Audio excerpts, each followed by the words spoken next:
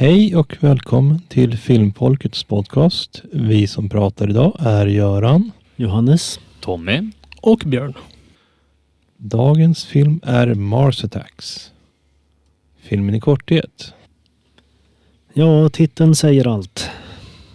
Rymdskepp från Mars omringar jorden och efter några klumpiga misslyckande gester från människornas sida så börjar marsianerna utplåna mänskligheten med en lekfull sadistisk entusiasm. Det är en rätt svart komedi av Tim Burton. Delvis inspirerad av en gammal sån här samlarkortsserie från 60-talet. Men också en del blinkningar till gammal 50-tals sci-fi och annat sånt där. Ja, men det är bra summerat. Det känns ju också som en väldigt stor satir till just amerikana 60-70-tals USA liksom. Liksom folks fascinering utav militären och överaggressiva militärikoner. Politiker som vägrar se alla tecken på att saker håller på att gå i kloaken. Jo, men det känns ju som att just den här filmen, även fast den är ju typ 30 år gammal, så känns det som att när det kommer till just politiken att det är inte så långt ifrån sanningen som det är idag. Det skulle passa väldigt, väldigt fint att komma ut idag också. Ja, det är en hel grej där att människorna är ju väldigt inkompetenta på alla nivåer. Det är en del av humorn. De har ju sånt stjärnspäckat liksom rolllister i filmen liksom. De har ju dragit in nästan varje stort namn de kan hitta på gatuhörnorna typ. Och så gott som alla största namnen de har säger typ ingenting och dör nästan direkt. Väldigt vågat val skulle man vilja säga i en filmväg. Ja, nåväl. Ja, de har ganska lite effekt på filmen i sig. Det är mer att man kuttar tillbaka till dem för att se deras perspektiv när allting blir kaos. Det är lite grann ett problem som jag har haft med den här filmen flesta gångerna som jag har sett den också. Den känns väldigt virrig ibland med hur just den hoppar mellan alla de här grupperna som det är tänkt att vi ska följa genom filmen. Svårt att veta hur mycket tid som har passerat och händer det samtidigt, händer det separat eller svårt att veta tidsperspektivet. I början så fick man ju i varje fall några datum och tider. Jag kommer ihåg en onsdag och jag kommer ihåg en lördag. Det var allt jag kommer ihåg i tidsväg på som de visade. I princip. Ja, i början var de bättre på att visa vilket datum och vilken tid det var. Andra halvan av filmen var det lite upp i luften. Men händer det här i 3 timmar, 6 timmar, 12 timmar eller händer det under typ 2 timmar? Väldigt svårt att veta eftersom de hoppar lite runt jordklotet. Vart är de nu? Ja, först är de i Amerika, sen är de i Paris och sen är de i London. Ja, det är inte så konstigt. Det är olika tidszoner, men ändå är det lite virrigt. Vart är vi någonstans och vilken tid är det? Ja, det är roligt att se så många kända skådespelare i en film. De placeras ju i relativt små roller och jag säger så här, det är många roller där mindre känd skådespelare kunde ha tjänat syftet, så har man stoppat in en som är betydligt mer känd. Att just ta död på dem på löpande band på det här sättet är liksom en del av humorn också. Sen gillar jag också valet av språk som de har valt till de här alienerna som väldigt kackerspråk av något slag. Och sen har vi människornas datorer som ska försöka översätta det, så att det är frågan om det liksom är felöversatt eller ironi. Det är så mycket de kackar åt USAs president där när han skickar och liksom ber om en förlåtelse typ och ja, men kan vi ge ett nytt försök? När de sitter bara och skrattar åt hans svar. Då bara, ja, men skickar tillbaka. Ja, men visst, kan vi få prata med eran kongress så kan jag be om ursäkt där. Och så bara, ja, visst. Gick åt helskotta det också. Ja, det är ett återkommande skämt det där med den där översättningsmaskinen som inte riktigt fungerar som den ska. Och då är ju liksom frågan om de är felöversatta eller om de helt enkelt driver med människorna. Don't run, we are your friends, medan de skjuter dem liksom. På repeat. Ja. Ja.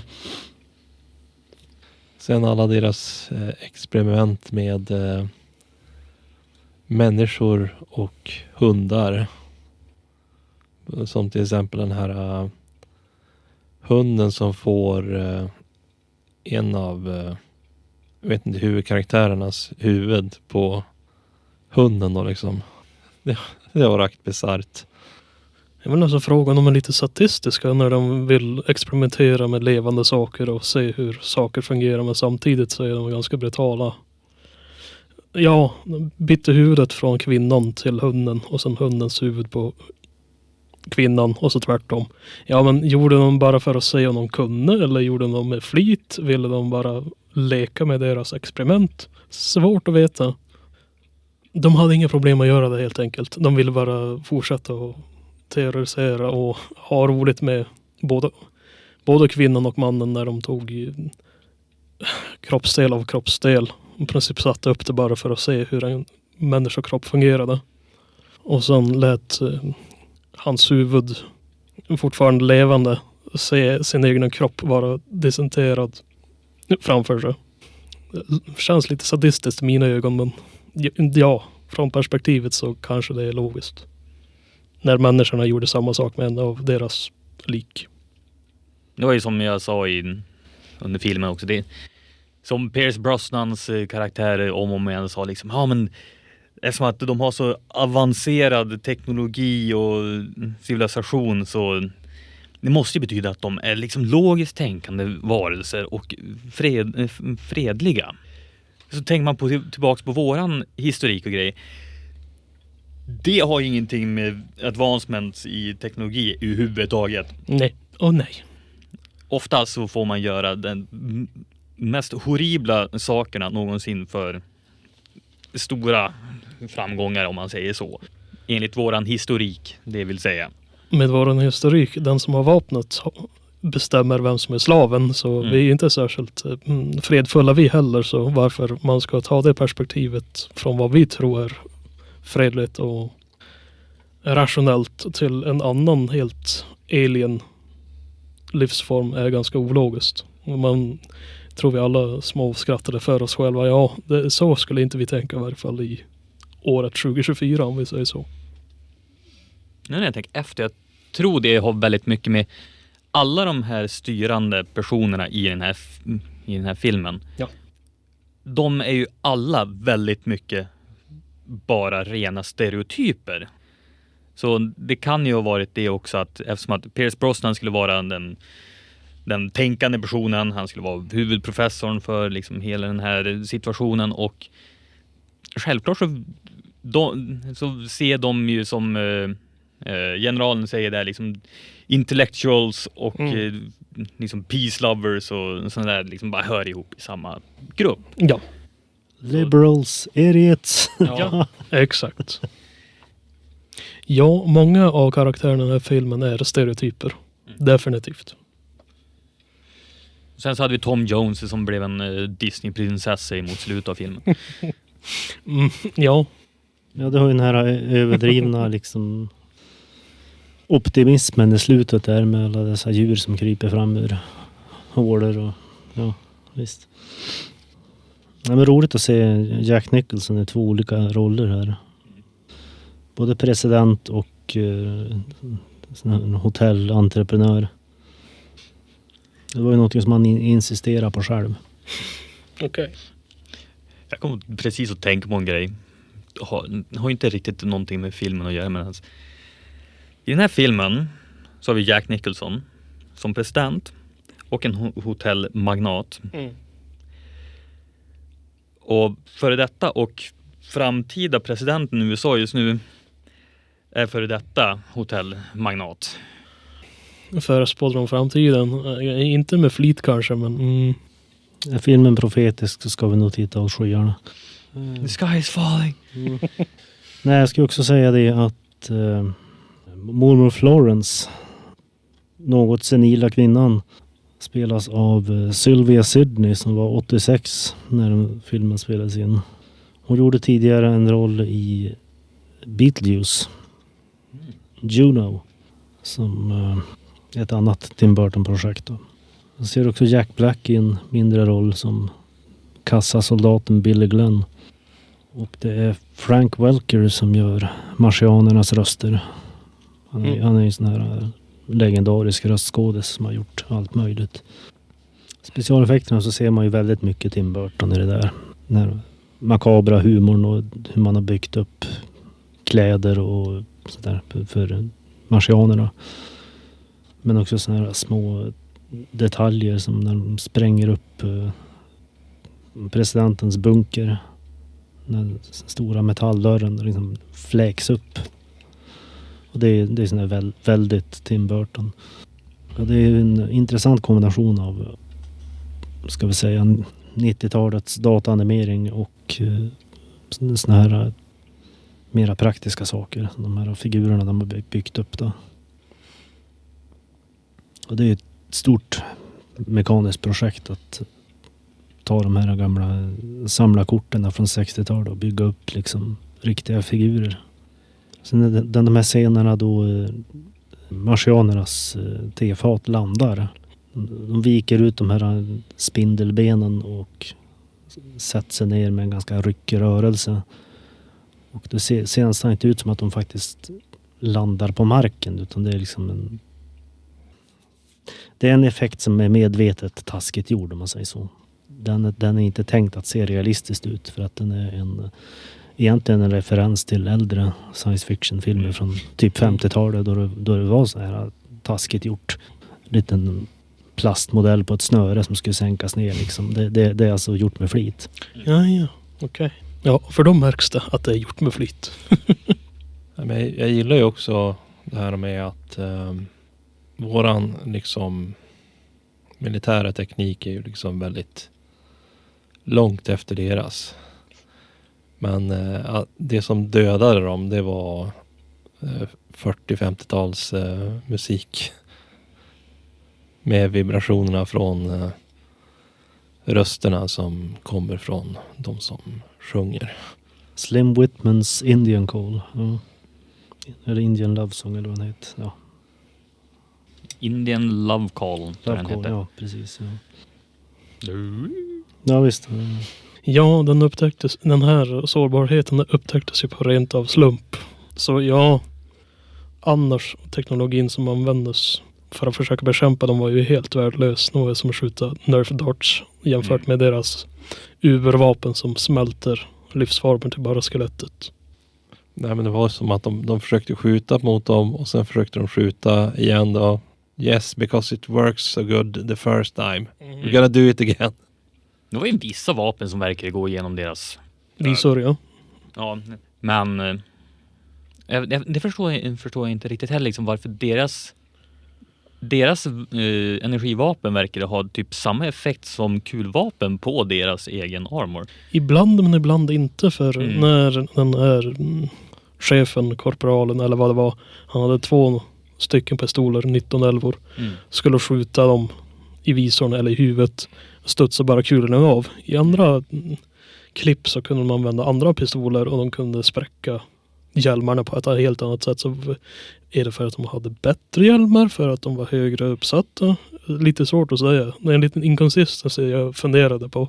För som du säger. Är man vapennöt så kan det ju vara liksom typen utav ammunition. Ja, om det kalibern. Men, Fast pistolerna som Secret Service hade när First Lady dog och grejer, de hade ju bara sen vanliga berättas 9 mm pistoler. Och generalen hade 1911 som är klassiskt 45 kaliber. Ja. Vilket ska i så fall packa mer punch. Men Han kan ju ha haft en så här hollow point skott i sina pistoler som inte kan tränga igenom hårda ytor sådär. Och Det kan ju vara sådana saker, men det känns lite som att vi förklarar bort en story point. Men det var nog också lite idén att varenda amerikan kommer bekämpa er tills vi alla är död. Och sen så gjorde han sitt tappra stand-off tills han blev minskad till en hamster och kliven på. Så var ju mer för att göra narr av honom än något annat, men ändå. Fundera lite grann på vad är det som skulle kunna gjorts bättre, övriga tankar? Tror ju att om det hade gjorts med dagens teknik så tror jag säkert det hade varit. Det var mycket green screen jobb med de riktiga skådespelarna som jag kände var lite grann på dåliga hållet. Liksom som inte riktigt kändes förankrat i scenerna i vissa delar. En väldigt specifik point var ju när det var handshaken mellan presidenten och ambassadören, eller vad det var. Det var ju verkligen fram med handen och skaka den i luften, för det var ju ingenting jag kunde ta i. Det såg väldigt stelt ut.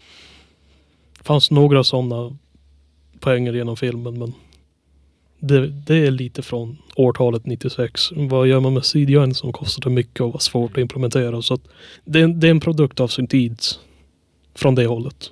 Och sen var det väl att vissa av de här stora skådespelarna, fast det var väl också tanken med själva komiken, att de kanske hade kunnat fått lite mer screen time. Och det här med att vi hade kunnat sett fler av länderna, men det var väl också tänkt att det skulle vara så.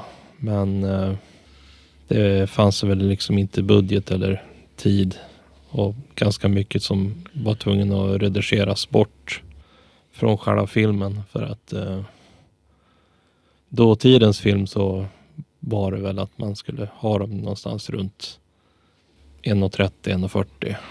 Till skillnad från dagens filmer när vi ska inte klippa bort någonting alls. Vi ska göra så att de är typ 2 till 3 timmar lång.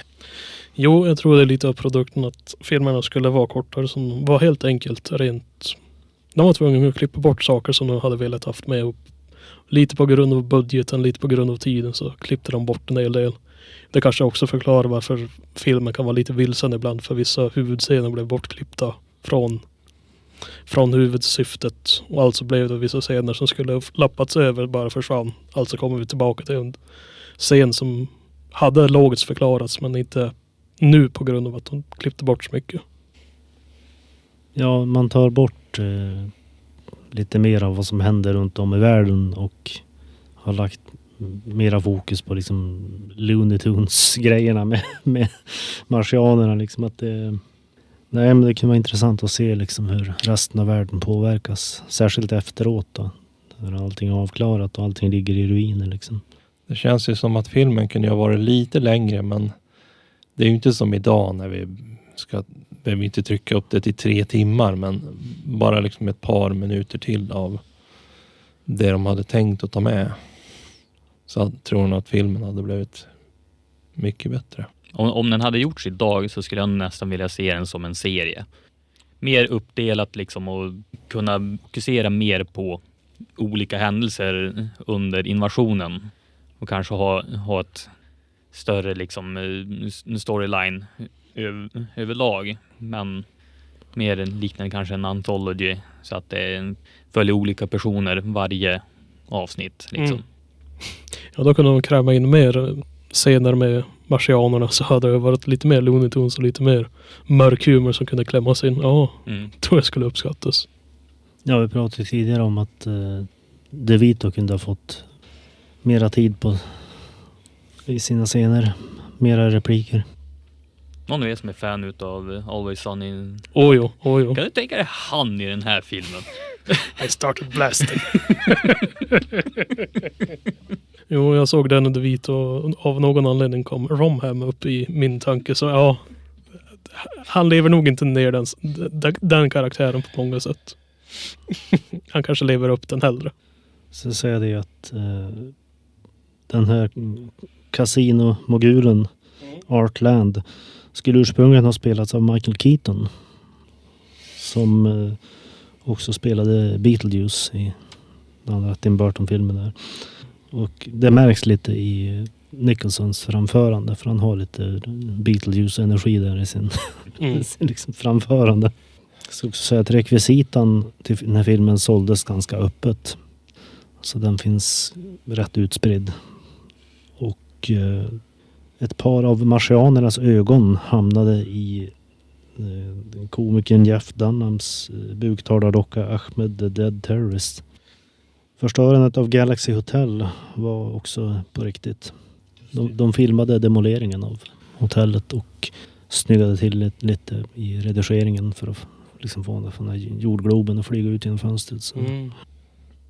Ja, om jag ska säga någonting, den praktiska rekvisitan var väldigt on point, väldigt bra gjord, och speciellt var ju många scener, lite mörkare scener där, till exempel när marsianerna kom till jorden och skjuter upp folk.